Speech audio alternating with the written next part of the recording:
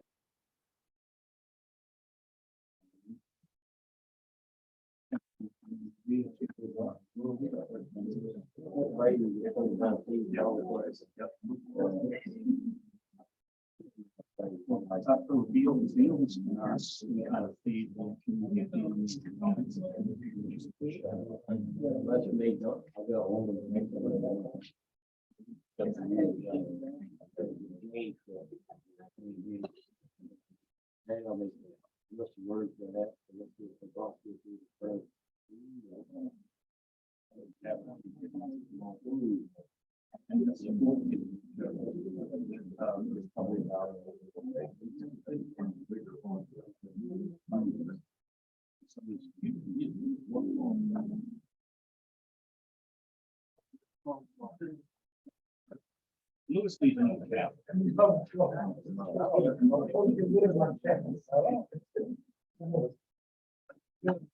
You need a cat. That's exactly right. You need a cat. I'm gonna get it for you.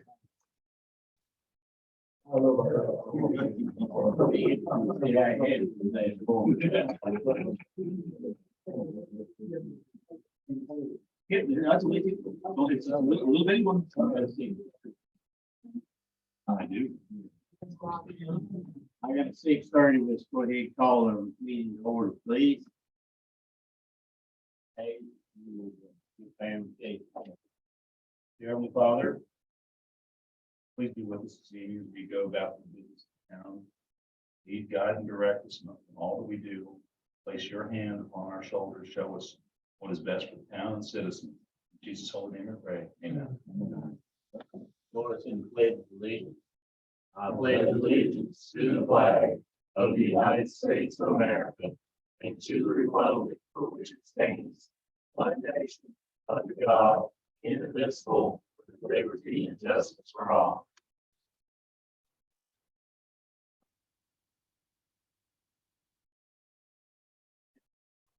Are there any adjustments to the agenda?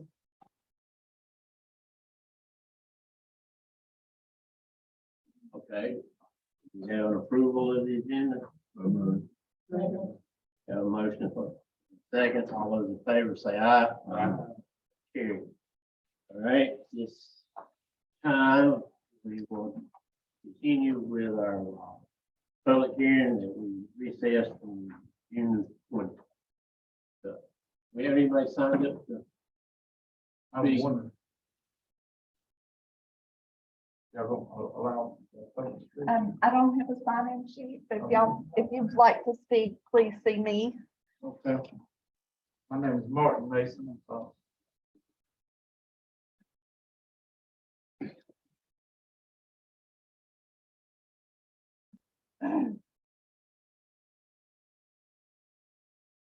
You'll go ahead and do that and get that out of the way. So no first, Jack.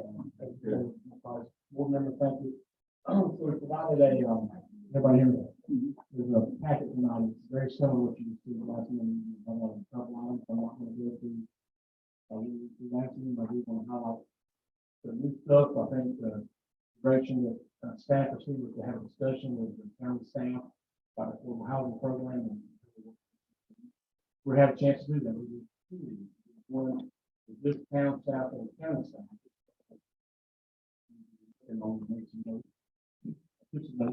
Then the next area is the developer and developer owner of the applicant itself, and they had a conversation and discussion. So there was quite a bit of information shared. So I just wanted to highlight that, and then before I get, walk through our packet, things that I think would be worth mentioning that I've added. One is something very important is there is a component of this project that the applicant is offering to be fee in lieu instead of providing all of their parts and location site. So there's an exercise that we've got to go through during this process, and I've done it on page 8, if you will, very top of the page. We'll run through that really quick. So, in order and those put together was, determine which parts are eligible for CMU. So primarily, the district part, which is Gray Park, serves the entire community. So it's always eligible for CMU funds, the board, so choose. Okay, and then the way I would agree is the nearest community park to the development would be eligible for it. So there's really only two eligible sites, District Park or Washington Avenue, which is about 4,800 feet in the site. And we measured that to like units. All right, so that kind of sets the stage of what's particularly available for the board to make a report on. Number two is we'd like to get a recommendation from the park director. I talked with Jack Curlin, a couple of times, and we've been working on this. We've had a few of these come in front of you already. And the theme has been consistent that whatever funds we receive, one of the top priorities is Great Park. And this is not any different before. There's a field lighting project on field two that's sold out. I think we have improved the lights on many other fields. And so the recommendation is the proposed area of active recreation to be provided via payment in lieu is approximately 25,711 square feet. And like those funds for those that square footage area go to Great Park field lighting. That's the recommendation from the parks department. So that's a decision by the board, obviously. Any questions before I move on from setting the stage on the ultimate Richard Park? Okay. Speaking with page 8, me and William talked, there was a lot of talk about conditions. There we have a list of directions in our UDO that spells out what we do with conditions, what our limitations are, what our ability is. I think it's pretty clear. We understand that the staff and the applicant and the town board work together and come up with an agreed amount of conditions, and ultimately has to be signed by the applicant and approved by the town board. So that's the gist of it. I just wanted to feel that with any other details needed. Number two, the affordable housing discussion. There's quite a bit of information here. County staff is very knowledgeable. They're going to work on this. They've got 2 projects they're actively working with the developers that will voluntarily participating in the affordable housing program that the county got. We learned a lot about that. So that was pretty neat. There's a couple of things that I'll point out that I picked up on. They started with those folks many months before they got to the board for approval. It takes some time to work that out, and there's incentives, and it has to be obviously voluntary by the developer, but it's to incentivize. And then for my notes on page 10, I just wrote down that stuff. There's some highlights that if the board wants us to as staff to get in a little deeper and maybe formulate a policy or some incentive program for this, to do that. I think it's some things that we can look into is guidance from the county, things that other areas around us are working on, and pitfalls that they fell into or fallen into. But anyway, that's just, I think that's how the conversation. Beyond that, I don't have anything to report besides just talking about county program. Any questions?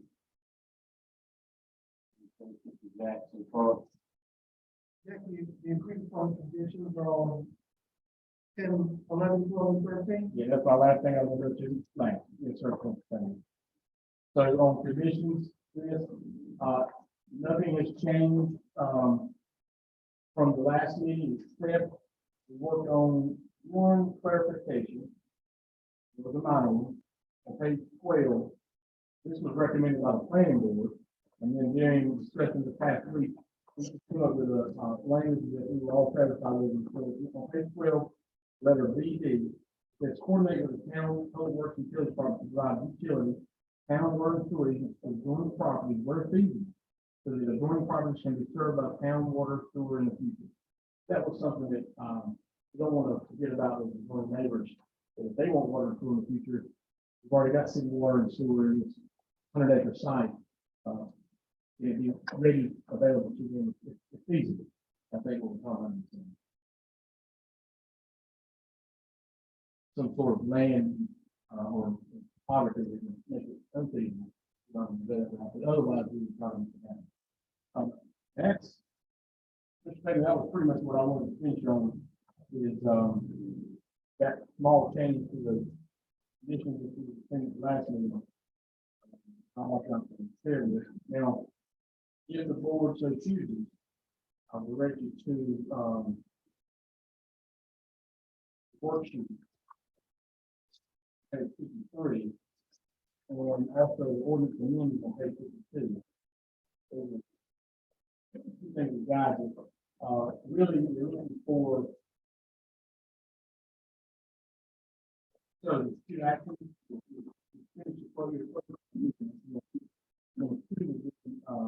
Consider the worksheet for adopting the conditions. And number three, the Parks and Recreation, decision on which part.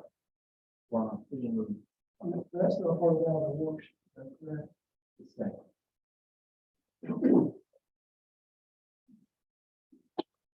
Two questions. First of all, on an item on page 12, the condition letter CC. I'm not sure I fully understand. It says if DOT cannot ensure that site distance requirements met, then the developer shall be considered following. I'm not sure that I fully understand that sentence. Okay. Shall consider fine. So if the developer can't reduce the speed limit along Harold Andrews Road accordingly, that has to be a DOT action. Okay, so that then. It's ultimately part of the purpose of that was that it's going to have to be DOT involved in this process with CC. So if they are reviewing their driveway proposal and they can't find any other ways to correct the site distance that not be existing out there, not any other improvements made, those are two things that could be considered. And DOT would obviously approve the speed limit reduction at the request. And number two would be putting up some signage. Okay. Folks coming across the field couldn't see again. The other question I had was relative to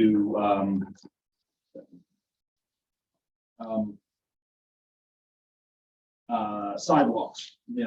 So the town shall own and maintain streets and sidewalks. Is our maintenance of sidewalks, is that, I mean, we've never, had other subdivisions that we've been really doing it that have that in there. So what is that Well, that's how likely? well, typically, Harmony Hills is the best way. Yeah. That those sidewalks and streets are all county. Okay. That's the best example. The other example to think about is anyone, the sidewalks are kind of their own statement. You know, so typically sidewalks have been. Okay, that's fine. Now, does it have to be? But more to the sidewalk to private. Typically, would be a roadside in the right of way. The only question around that, because if down the road, we don't necessarily have control over what the residents of those, if this is approved, what the residents, then they're planting trees that, are growing underneath the sidewalks, lifting the sidewalks up, and then we have additional costs to maintain that. I mean, my recommendation would be that if there should be a homeowners association, then homeowners association should take care of that.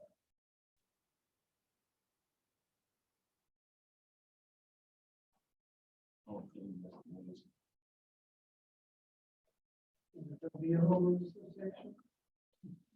We understand this part, It's something about it.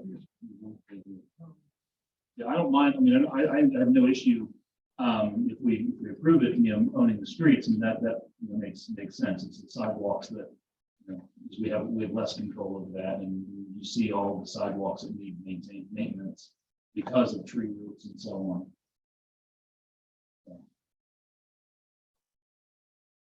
Other questions? If we're changing that, would, taking that out, then the developer would have to agree to that, Yes. because since it'd be a privately maintained.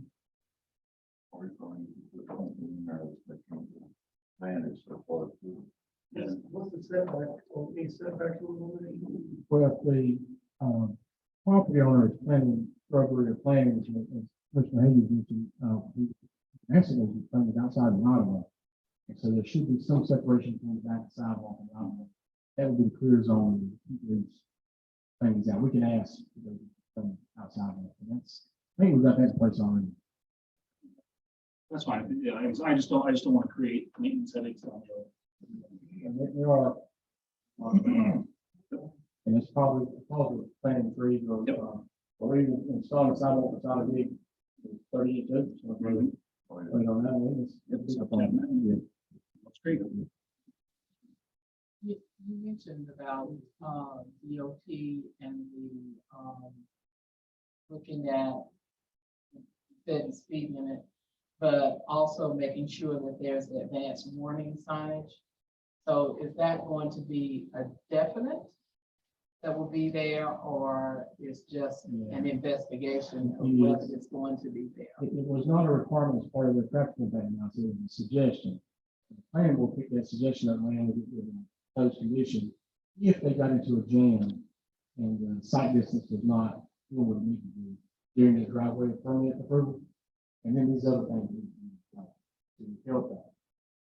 But it's not a definite, it would be more of a, we got to look at your driver, DOT does, to start seeing some issues. This will help. the issue. Another question, thinking about the end of Harold Andrew Road that runs into Snow Camp Road. That is, the visibility from that hill going down is not the best. And I know that from another study, they said that it was fine. But we're getting ready, if this goes through, then you're getting ready to have more traffic on that road. So what do we need to have a look at that again? Because not everybody's going to go out Harold Andrew Road and go to Greensboro Avenue. They're going to probably go down Snow Camp. Good question. So on starting on page 14, thankfully the board a couple of years ago established what we call the traffic impact ordinance for our development. So if we get projects in this, developer shall go through that TIA process going on. So the good thing about it is multiple groups get to look at these issues. So what we do is we start by where's the proposed development going to be located, and then we start looking at the surrounding intersections that might be problematic to the proposal. And we agree on which intersection we're going to look at. And so the developer hired an engineering firm, I was saying Davenport, to do that study. That study was submitted to DOT's TIA team with traffic impact out of, not just in division, I think it was the Raleigh as well. They looked at it, and then the town hired an engineer, which our group is him, and they reviewed it on behalf of the town. So the DOT group looking on DOT's behalf, that important is on behalf of the developer, and we've got our own engineer who runs. And all of that, that intersection that we're talking about, and no improvement is proposed. And our developer, I should say, our engineer agreed, did not disagree with that, based on the numbers, existing and proposed. I think that's where we're going. Now that we're going to have new traffic, we've already got some issues done. And we have some new traffic, what other issues? And so it was looked at pretty closely. And I'll add, one added comment that's put in here that just to add a little bit more question. It says the unsignalized intersection operates at a level of service B. It's rated ABCD. So they have seen it, it's currently B. And it says it's expected to remain at the same level of service. So they don't expect it to drop in service now, based on.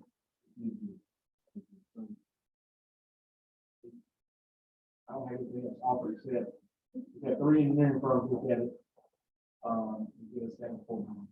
So is there an option for us to go back and look at it? Because if you're looking at increasing the number of houses on that road, there's going to be an increase in traffic coming in and out. So will there be that opportunity to go back and look at it? Because, you don't want to start having problems with accidents and people getting hurt, killed, or whatever, because it has it hasn't been looked at. So, working with these CIA reviews for all of us, and we're thankful we got it, because without it, I don't know we're gonna dive to the secret. But during recent conversations we've been talking about it, some of these projects are, maybe this is just proven today, and I'm not sure what it's going to be. Where there may be some things that change between Dave's approval and when it's actually built, and some other things happen. Maybe another project is proposed that has twice as many cars, and that adds to them. So what I'm thinking is, and what I talked to our engineer about, it may need to be looked at again. If at the time that the project comes forward for us to approve it as staff, that the changes have made since the last CI, that is reason for an updated analysis. So I'm not gonna say we definitely will, but there's a possibility that it could be looked at if something changes. If we can, those changes happen before we issue a permit, development permit. I think there's still an opportunity. This is not just for board review of the CI, it's for, if it wasn't even come to me, just at staff level, we can require analysis of like traffic control. Thank you. I'm glad to see that. It's a good thing. So I hope that answers your question. Okay, what does Darrell Andrews do when they say they've, So I don't know that Darrell is, I don't know if he's changed, I don't know if he's changed his pattern. I know that he's been encouraging Mount Air to do some thinking about which route they want to go and which route they're put up. I know he was trying to get his folks mostly to go west to Green Avenue, as I think a lot of folks do, and not go east to Snowcat. And I think that's what he's been encouraging his folks to do.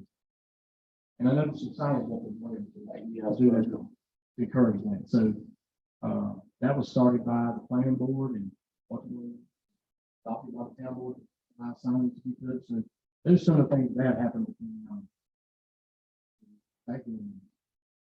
And to answer Commissioner Austin's question, you're in Darrell Andrews' parking lot and coming out in Harold Andrews Road, and then there's a sign there that says no left turn, which means headed down towards Siler City, Snow Camp.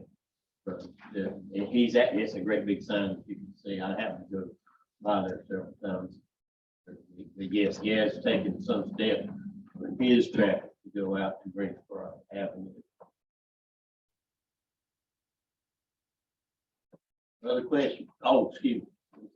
as all the revisit, Mayor Fortune's comments on, IMCC Act. The developer cannot do items I and double I. Should that rate the developer shall request the following from DOT? No, I agree with the language is a little odd. Shall request. Yeah, shall request the following from NCDOT. Yes, yes.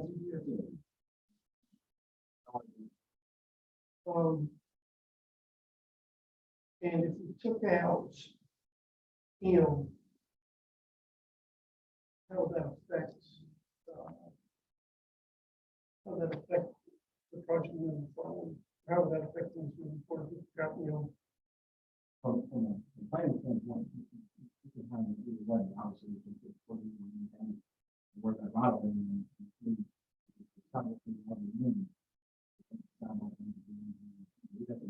just that lot of a little bit of things to solve the private market. Well, would it have to be taken out, or would it have to be reworded that it is maintained by homeowners association? Sidewalks or street and sidewalks. The sidewalks. I mean, I've seen developments where the streets are maintained by the homeowners association as well, but few and far between. I've seen it, Yeah, the purpose of making sure we're all on the same page, that board knew that this was effectively maintained. And so we didn't want to go into a not more than two one, something yourself.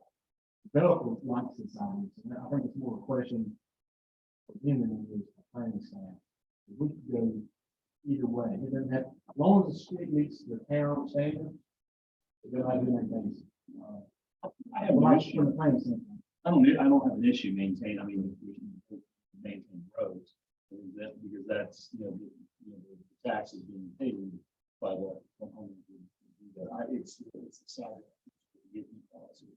And to add to what, I think if you have to set back the vegetation from the sidewalks, that should take care of it. It's going to the homeowners. Okay. And a sort of a follow-up question there on the M.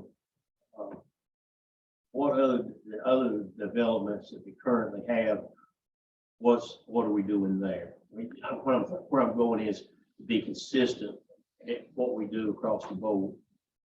You ain't gotten far along with other developments, but I'm thinking, probably thinking the same thing.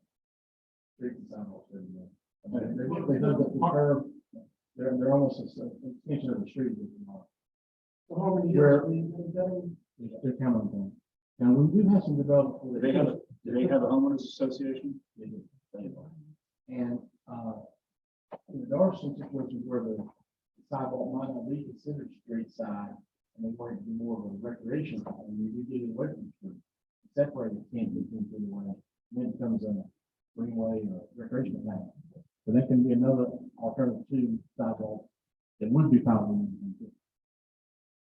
Could be.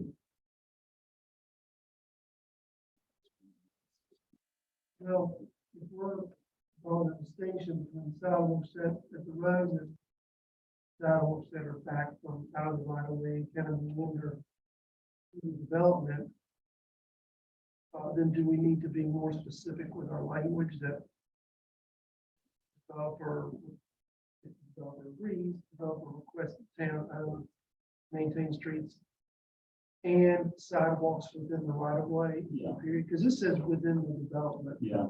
So that could cover any myriad of trails and walkways. Yeah, I think that I was more comfortable with that as, sidewalks within the right of way. Yeah. It cleans it up.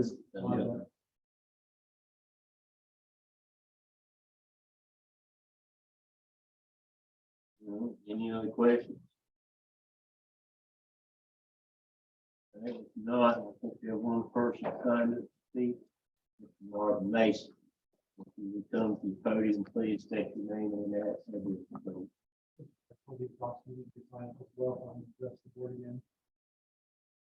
That'd be good, because we're going to need to make sure the developer's still on board with the conditions. Yeah. Reword. How's everybody doing? I hope you are. My name is Martin Mason. I got a lot of skin in the game. I've got a business, property out there. Developments. Just a couple of things, and I've been on planning board, county. But just a couple of things I want to bring to attention. I come last time, now listen, and the things that was put on before the board was existing problems. You can't get rid of existing problems until you move forward. Can't afford it now, you might can afford it later. If you just take time out to look at the revenue you're going to get from, if it's $300, everybody's paying $100 for the town. I ain't talking about taxes. That's $30,000 a month. You see what I'm saying? That you're gonna get, but you ain't getting. That's all I'm trying to say is everybody just calm down and just think. There's a reason why you have to grow. I'm pro-growth. So, because I've got grandkids and I've got daughters that I want to move back. We're getting too set in educating our kids and send them to be productive in somebody else's neighborhood. My youngest won't even come back home. It's because of what we're doing. And what you're doing is hurting your grandkids. But I just want us to be mindful. The world is changing. You can get on board and you're gonna be, the dinosaurs that wouldn't change. And that's one thing. Another thing was I was just wondering how long was the property of adjourning to well, don't get access to the water and sewer. I think the water's already there, somewhere on that road. And the sewer is just a pumping station. I don't know whether there's been plans to do anything or not, but my biggest thing is since the DOT's involved, and it's a lot of issues of getting stuff across the road. If they could put a sleeve in or something to show faith that they're going to put water and sewer across the road from the development. That's my own concern. I'm just saying, I've been here for a minute, and I own the chapter, so I go to people's houses, and we've got some kids that I'm very, very concerned about because they're have to live in it. See what I'm saying? Y'all don't see that here because y'all just making decisions, but you need to be concerned about the future of this town. I mean, it's time out for that, whatever it was, but it's moving on. If y'all, it's coming through the woods so quick you can't see it. I mean, it's a lot going on in the county. I was at my piece. Thank you for listening. Thank you.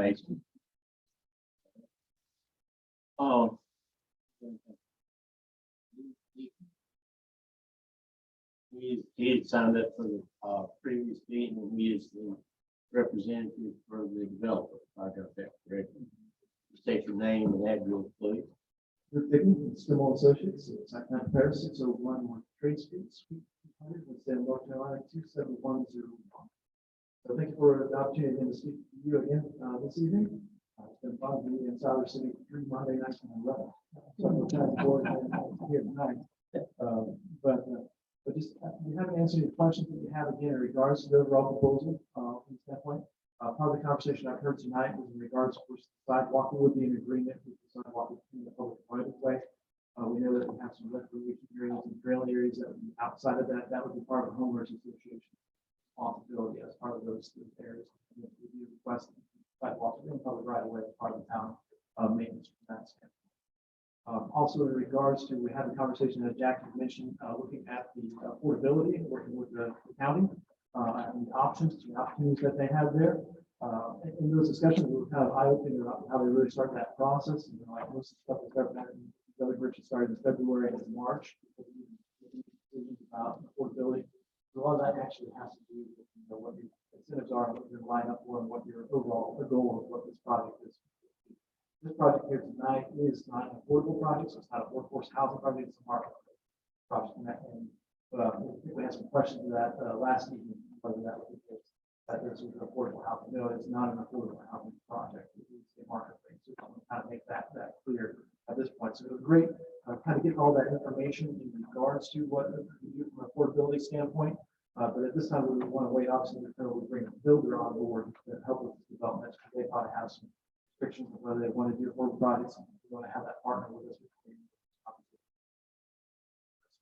Sometimes when you agree to affordability, that would shut the door on certain builders on really looking at the market. So at this point, we don't want to agree to any conditions as far as to providing us a certain percentage of affordability of housing in this project. It's going to be water kind of development. Other than that, I'd have to answer any questions that you have in regards. Yes, sir. Are you okay with the proposed language change to item CC? Remind me again what the CC was. I've got it. It says if NCDOT cannot ensure that site distance requirements are met, then the developer shall consider the following from NCDOT. I think we're changing the word consider. Yeah, we're removing B, and we're saying shall consider the following, requesting the following from. Yeah, we would be fine to change that language there because we would request them because, speed has to do with site distance requirements and then also, site distance requirements and we would ask the ultimate needs for the signal. Any other questions? All right, thank you very much. Thank you. Thank you. There's no other questions. I think it's time to close the public hearing. That'd be correct. Public hearing is now closed. All right. It's time. What's the feeling of the board? What is it going adopt the ordinance laid out on page 52 in the ordinance amending official zoning map of the town of Siler City. Amending official zoning map pursuant to section 1. Agricultural residential to residential.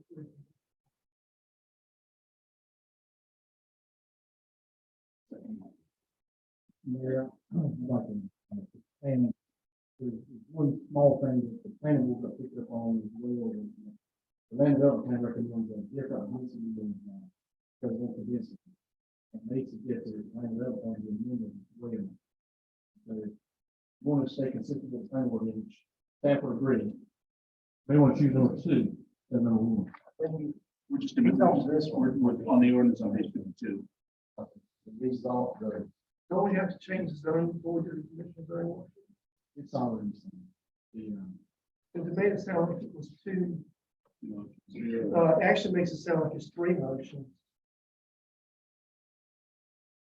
so the way the worksheet said, it says that adopt the ordinance amendment, which the ordinance amendment is page 4, so it's present, but we can do it either way you want to do, I'm sorry. It kind of goes together. In other words, the zoning changes the definition and all packages. So I'll withdraw my second. And I'll move to amend on the motion. Make a motion that the board of commissioners adopt the ordinance amending the zoning map, including conditions consented to by the applicant. And those conditions are pages 11, 12, and 13 of our packet. I have to included with the following modifications. On letter M, on page 12, including the motion that the language be developer request the town maintain streets and sideways within the right of way. Jennifer on letter CC, motion to include the change to the language as follows. If NCDOT cannot ensure that site distance requirements are met, then the developer shall request the following from DOT. And just keep items I and double I saying. And approve the action as consistent. That's going to be inconsistent with the change. Sorry, It's supposed to be B because it's inconsistent because we need to change the density. To modify. 2B, Yes, to be. approve the amendment. Your 2, you have to, because A is inconsistent, you have to say Okay. is inconsistent. Approve and the action is inconsistent with the adopted land development plan because Page 8, the very top, the final recommendation, the planning board adopted. Reference is pretty much to the land development. I think it's on page 6, correct? 20, item C is pretty.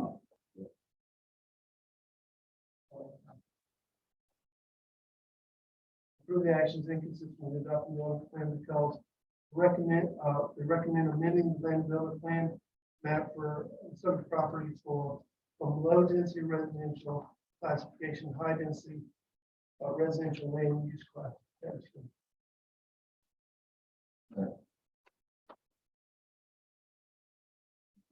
What year were you through Lewis? I'm like, Oh, yes.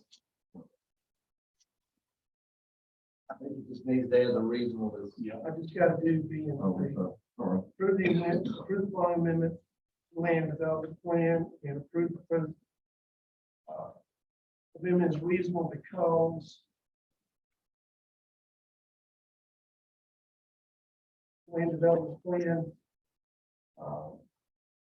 recommends residential for the subject property. Limits impact of development and environment for sustainability, encouraging development to occur in areas with existing or planned infrastructure and improving appearance of the property. Right. All right. Motion and a second. Any further discussion? All those in favor say aye. Aye. All those opposed, like sign. Motion carries. What's the next part? Gonna do the,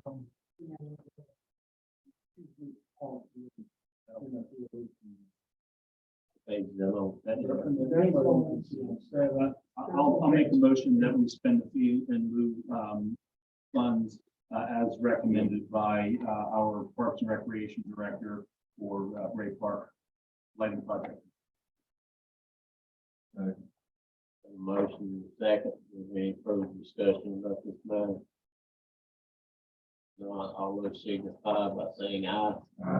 Opposed, like sign. That motion carries as well. Is that everything? Anything else? I hear a motion to adjourn. We're adjourned. Thank you, everybody.